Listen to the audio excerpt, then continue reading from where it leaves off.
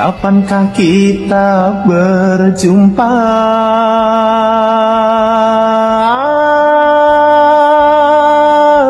Senyum tipis nan menawan, gadis manis Kalimantan.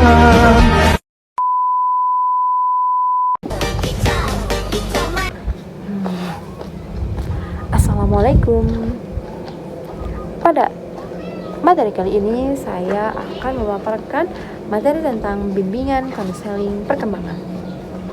Nah, sebelum kita memasuki kepada materi, apakah kalian sudah mengetahui apa itu pengertian bimbingan konseling perkembangan?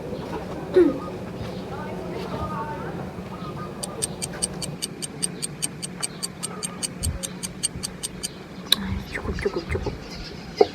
Nah, bimbingan dan konseling perkembangan adalah proses pemberian bantuan kepada peserta didik yang dilakukan secara terus-menerus agar mereka memiliki dapat berkembang maksudnya dapat berkembang secara optimal sesuai dengan tahapan perkembangannya masing-masing. Nah, pendekatan ini tidak hanya diberikan kepada siswa yang memiliki masalah, tetapi juga kepada seluruh peserta didik agar mampu mengembangkan potensi, bakat, serta bentuk kepribadian yang baik. Nah, dalam konteks pendidikan agama Islam, bimbingan konseling ini tidak hanya berfokus pada perkembangan akademik, tetapi juga terhadap perkembangan spiritual, sosial, moral, dan akhlak peserta didik berdasarkan nilai-nilai Islam. Nah, kita lanjut ke prinsip-prinsip bimbingan konseling perkembangan. Baik. Nah, ada beberapa prinsip yang menjadi dasar pelaksanaan bimbingan konseling perkembangan ini. Yang pertama, berpusat pada peserta didik. Nah, di sini artinya setiap pelayanan disesuaikan dengan kebutuhan, kemampuan, dan tahap perkembangan siswa. Yang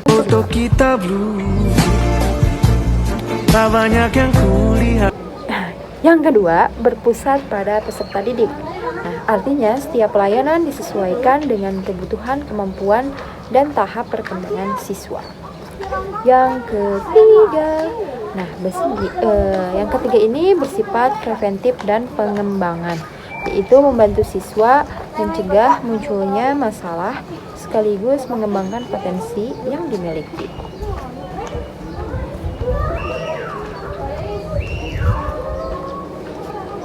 Nah, yang kelima ini berlandaskan nilai agama dan moral. Nah, sehingga setiap pelayanan mengarahkan siswa menjadi pribadi yang beriman, bertakwa, dan berakhlak mulia. Lanjut ke fungsi bimbingan dan konseling perkembangan. Fungsi yang pertama yaitu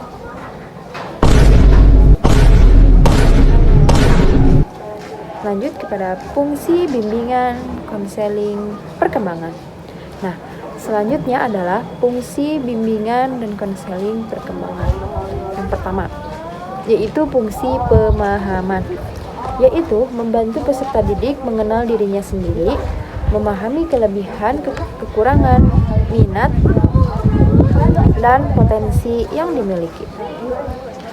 Yang kedua, yaitu fungsi pencegahan, yaitu mencegah munculnya masalah seperti kenakalan remaja, bullying, dan penyalahgunaan media sosial maupun perilaku yang bertentangan dengan ajaran Islam.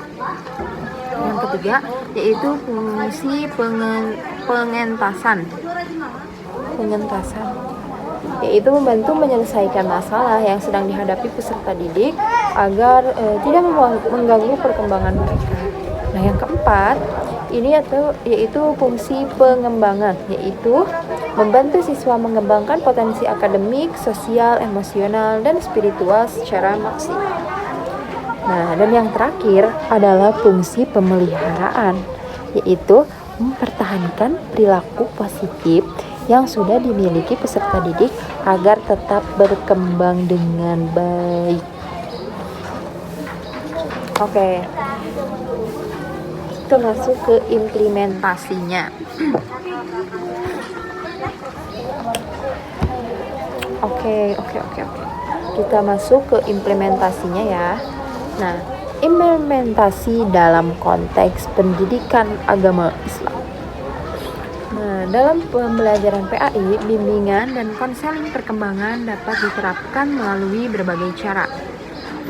Pertama, guru PAI menjadi teladan atau uswah hasanah bagi peserta didik dalam sikap, ucapan, perilaku sehari-hari. Yang kedua, guru memberikan nasihat dan motivasi yang sesuai dengan nilai-nilai Al-Quran dan hadis ketika siswa menghadapi kesulitan.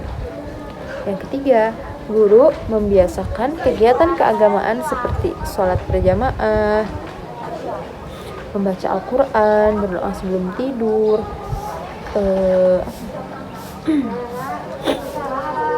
berdoa sebelum belajar, serta membangun budaya saling menghormati.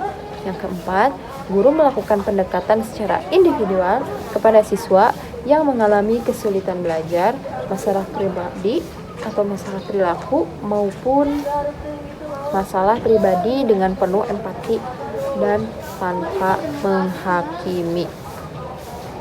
Yang kelima, guru bekerja sama dengan orang tua, wali kelas, dan guru BK agar perkembangan peserta didik dapat dipantau secara menyeluruh. Nah, kita masuk ke contoh penerapan. Sebagai contoh, terdapat seorang siswa yang sering terlambat datang ke sekolah. Padamu ku berserah. Kita masuk ke contoh penerapan. Sebagai contoh, terdapat seorang siswa yang sering terlambat datang ke sekolah dan mulai kurang bersemangat mengikuti pelajaran PAI.